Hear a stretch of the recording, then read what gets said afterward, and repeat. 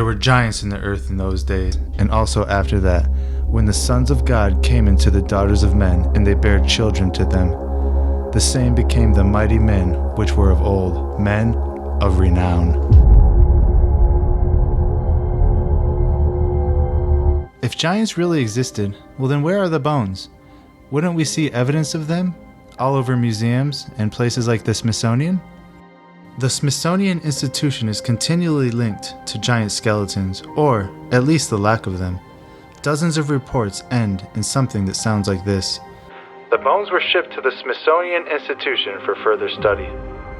In this video, we look at giant skeletons that were either sold or given to the Smithsonian, and even reports of Smithsonian-funded scientists directly discovering them. Let's take a look at some of the documented reports of giant bones and giant skeletons from early American history. Gigantic Indian. The Weekly Democratic Statesman, Austin, Texas, April 12, 1883, page 6. Bristol, Tennessee. Mr. John W. Emmert, employed by the Bureau of Ethnology of the Smithsonian Institution at Washington, has lately explored a mound at Bristol, Tennessee, and secured some interesting, valuable Indian relics. Among other things in the mound was found the skeleton of a gigantic Indian. 14 human skeletons. West Virginia. A Guide to the Mountain State, 1952, page 488. Staunton Park, West Virginia, 1883. In Staunton Park, a triangular park near the western end of town, is a colonial Indian burial mound, 175 feet in circumference at the base and 30 feet high. Ornaments, stone weapons, fragments of pottery, and 14 human skeletons, one more than 7 feet long, were found when the mound was opened by the federal government in 1883. Monster Skulls and Bones. New York Times, April 5, 1886. Cartersville, Georgia. This news report from the New York Times describes how water receded from the Tumlin Mound Field, now called Etowah Mounds, and revealed, quote, acres of skulls and bones. Some of these are gigantic. If the whole frame is in proportion to 2 thigh bones that we found, the owner must have stood 14 feet tall. Also found was ornaments of shell, brass, and stone. It was noted that a, quote, representative of the Smithsonian Institution is here investigating the curious relics, end quote. This fact was confirmed by its inclusion in the Smithsonian's 5th Annual Report, 1887. The Etowah Mounds site is just south of Cartersville, Georgia, and is a 54-acre site that was built and occupied in 3 phases from 1000 to 1550 AD. Etowah has 3 platform mounds and 3 lesser mounds. Temple Mound A is 63 feet high with a base of 3 acres. It overlooks Temple Mound B. This is another wonderfully impressive site from the Mississippian era of the mound builders. Another report from the American Antiquarian 752 in 1885, quote, on the stones which covered the vault were carved inscriptions, and these when deciphered will doubtless lift the veil that now shrouds the history of the race of people that one time inhabited this part of the American continent. The relics have been carefully packed and forwarded to the Smithsonian Institute, and they are said to be the most interesting collection ever found in the United States. The last account from the Etowah Mound in Charlottesville, Georgia, comes from the North Otago Times, July 23, 1884, page 2. H.R. Hazelton recently opened a large Indian mound near Cartersville, Georgia. A layer of very heavy flagstone covered a deep vault, in which was found the skeleton of a man 9 foot 2 inches in height, surrounded by 7 other skeletons, apparently those of very young persons. The giant evidently had been a king, as his head was encircled with a copper crown. His hair, black as jet, reached to his waist, but he had no whiskers. The bottom of the vault had first been uncovered, with a thick matting of reeds and dry grass, over which were spread the skins of some wild animal. The underside of the stones covering the grave were filled with deeply carved inscriptions. If it is ever possible to decipher these, Mr. Hazelton thinks he will have something reliable in regard to prehistoric man in America. This next account comes from Crawford, Minnesota, From the American Antiquarian, 1887, volumes 9 and 10, January to November 1887, page 176.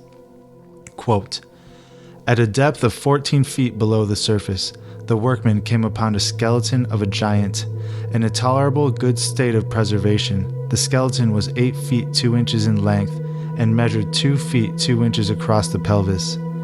At another point, about 6 miles from where this skeleton was found, at the mouth of the Sioux, one of the agents or employees of the Smithsonian Institute at Washington exhumed the remains of another skeleton, the size of which was calculated to be about 9 feet in length.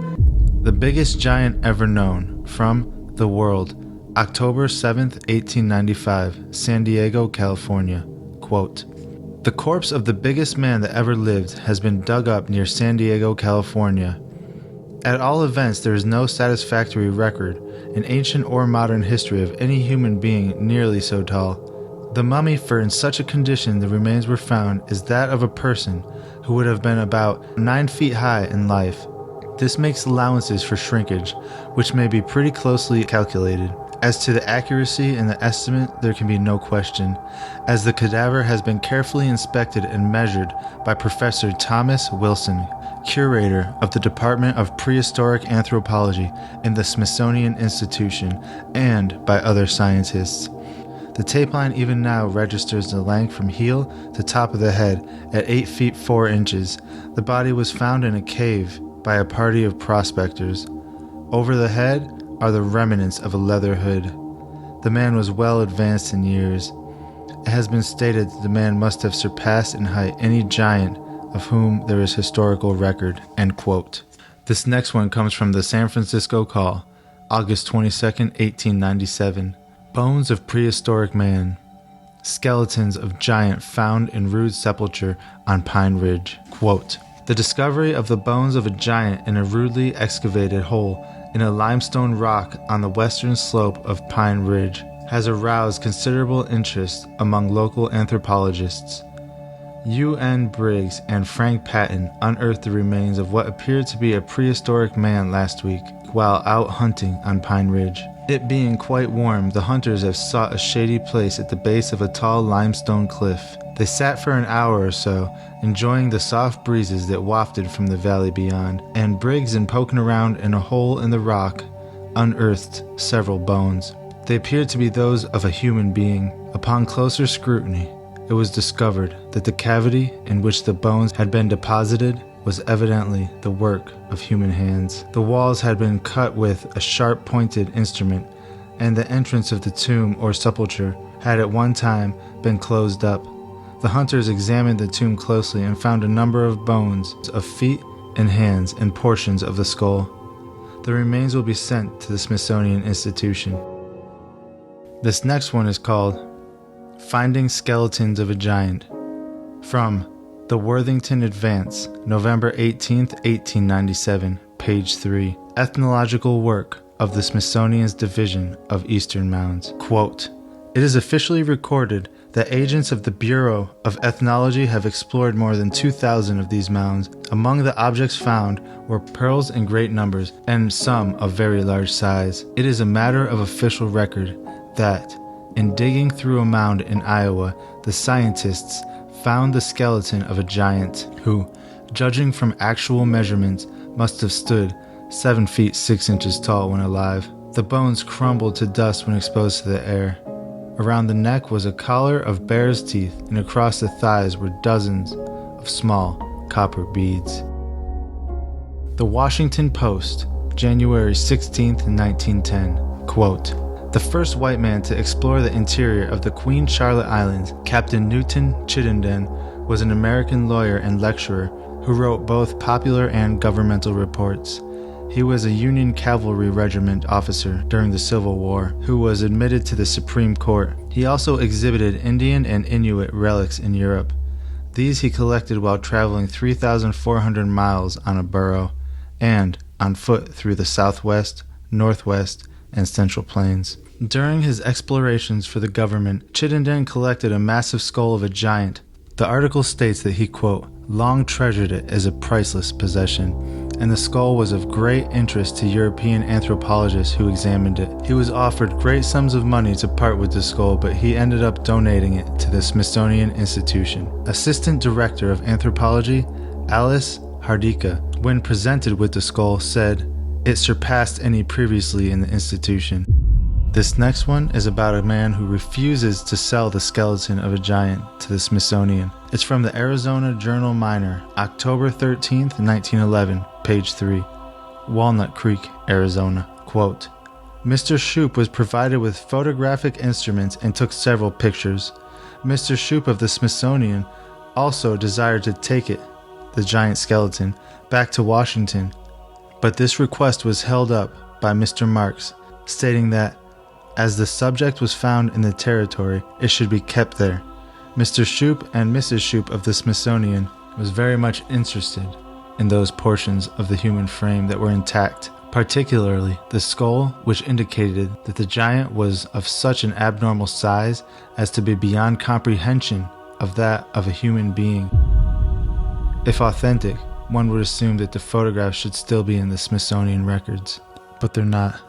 And that leads us to the question, where is that picture and all the bones that the Smithsonian has taken throughout the years? The news stories we just read are just the tip of the iceberg.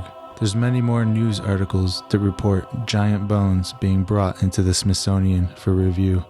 However, the official record declares giants to be myth. So what's going on here? Is this a cover-up or something else? Thank you all for watching. God bless you all. End times warrior rise, fight the dark with light.